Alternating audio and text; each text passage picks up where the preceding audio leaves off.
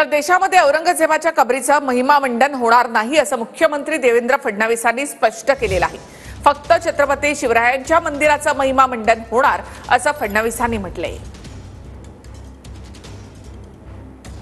आज यातनं एक संदेश निश्चितपणे जातोय की या देशामध्ये महिमा मंडन होईल तर ते छत्रपती शिवरायांच्या मंदिराचं होईल, औरच्या कबरीचं होणार नाही।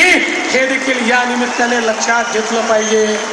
आज हे ठीक आहे, खरं म्हणजे त्या औरंग्याची कबर कशाला हवी, परंतु आपल्याला देखील कल्पना आहे की एएसआयने त्याला 50 वर्षापूर्वी संरक्षित म्हणून अशा प्रकारचं त्या ठिकाणी स्थळ म्हणून घोषित केलेलं आहे आणि म्हणून त्याचं संरक्षण देखील करायची जबाबदारी ही राज्य सरकारवर आणि केंद्र सरकारवर येऊन पडलेली आहे।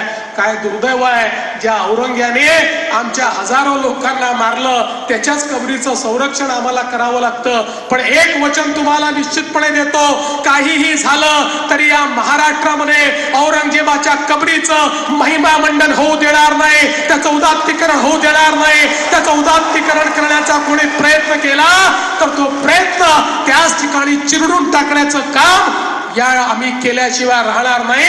हे वचन छत्रपती शिवरायांच्या या मंदिराच्या समोर आपल्या सर्वांना मी देतो।